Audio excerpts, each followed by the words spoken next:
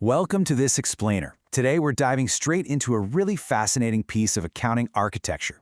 We're looking at the SASB standard for biofuel greenhouse gas emissions, specifically standard RRBI 410A1. Now, I know what you might be thinking. Accounting sounds like spreadsheets and stuffy boardrooms, but it turns out when you are dealing with the alternative energy sector, accounting is actually pure chemistry and environmental science. So let's roll up our sleeves and look at exactly what it takes to measure the true, undeniable footprint of the fuels powering our future. Here is our roadmap for breaking down the true impact of alternative energy today. First up, the biofuel emissions illusion. Second, the full life cycle equation. Third, 4 flavors of biofuel. Fourth, the ultimate carbon metric. And finally, why the math matters. All right, let's jump right into Section 1, the biofuel emissions illusion, beyond the green label. We often just naturally assume that anything slapped with a biofuel label is automatically great for the planet.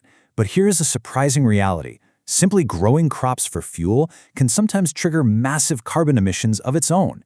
It's definitely not an automatic net positive, and that is exactly why rigorous math is so absolutely crucial here. Government mandates and major renewable fuel policies all over the world actually demand strict mathematical proof. You can't just call a fuel green because it sounds nice. You literally have to prove that it achieves life cycle greenhouse gas emissions reductions relative to the dirty fossil fuel it's made to replace. If you don't have the hard math to back it up, you just don't get the green label. Moving right along to Section 2, the full life cycle equation, cradle-to-grave carbon tracking. To get past that green illusion we just talked about, we have to build a master equation. We're tracking a single unit of biofuel from its absolute origin in the dirt all the way to the tailpipe. This is a literal forensic accounting of carbon.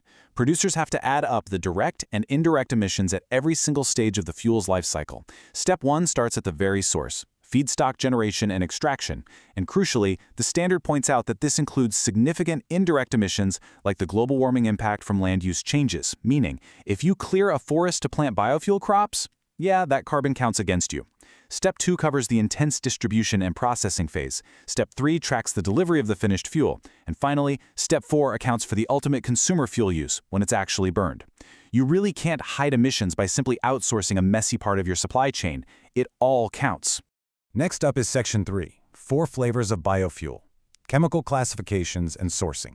So the crucial point here is that you have to report emissions by specific biofuel types. You can't just lump all your organic fuel into one giant bucket and call it a day. The standard requires distinct categorization, and it starts with a baseline category, renewable fuel.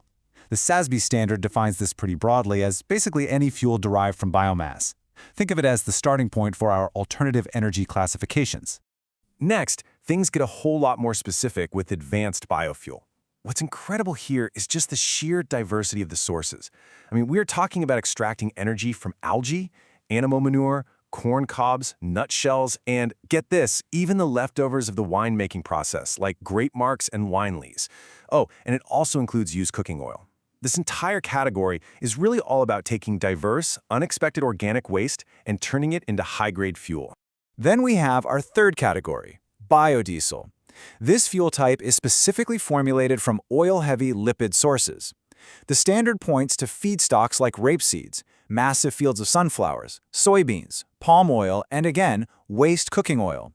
The defining characteristic here is its end use. It's engineered to be used directly in place of traditional, heavy polluting diesel fuel. Finally, we have cellulosic biofuel. Honestly, this fuel is an engineering marvel because it's created by breaking down incredibly tough, dense, fibrous plant materials, specifically lignin, cellulose, and hemicellulose. This means producers can utilize biomass sourced from forests, woody energy crops, agricultural leftovers like straw and stover, and those really tough cover grasses. But because it takes a serious amount of energy to break those complex structures down, tracking the energy required to process them is a hugely vital part of that life cycle emissions calculation we talked about. Which brings us to Section 4, the ultimate carbon metric, the master unit of truth. Okay, so we've seen the life cycle steps and we know the 4 exact chemical classifications we're dealing with. So how do we actually measure the footprint of all those radically different chemical processes on a level playing field? Well, we use the ultimate unit of truth, grams of CO2 equivalent per megajoule. It's a mouthful, I know, but let's break it down. A megajoule is simply a unit of energy.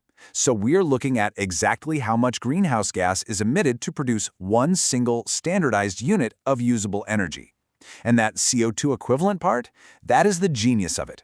It adjusts the mass values for all the different greenhouse gases emitted throughout that massive life cycle and normalizes them based on their relative global warming potential. It keeps a completely chaotic mix of different chemical emissions and distills it into one pure analytical score. But here's the catch, and it's a big one.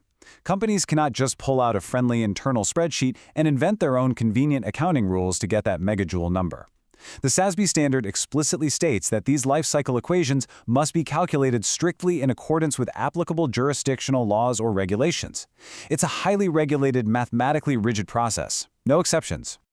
Finally, Section 5. Why the math matters. The competitive advantage. So, why go through all this trouble to meticulously trace carbon from a tiny sunflower seed all the way to a car's exhaust pipe? Well, because it all comes down to the bottom line. Biofuel producers actually have the power to directly influence their net emissions through process innovations and energy management during refining. By cost-effectively lowering those numbers, basically getting a much better score on our master carbon metric, they qualify for highly lucrative government renewable fuel mandate thresholds. That green certification isn't just a shiny sticker for PR. It is a massive competitive product advantage. As the standard outlines, achieving advanced biofuel status through verified emissions reductions is exactly what spurs future demand, drives revenue growth, and allows these companies to capture major market share away from traditional fossil fuels. As you continue to follow the alternative energy market, I want to leave you with this final thought. The next time you hear about a revolutionary new biofuel, try to look past the slick marketing. Ask yourself, when the rigorous forensic accounting is actually done and every single drop of carbon is tallied from the dirt where the feedstock was grown right to the exhaust pipe of the consumer, does the fuel you are backing actually pass the ultimate scientific test? Thank you so much for joining me on this explainer. I hope you found this deep dive into the true math of biofuels as fascinating as I did. Keep asking the right questions and keep looking at the data.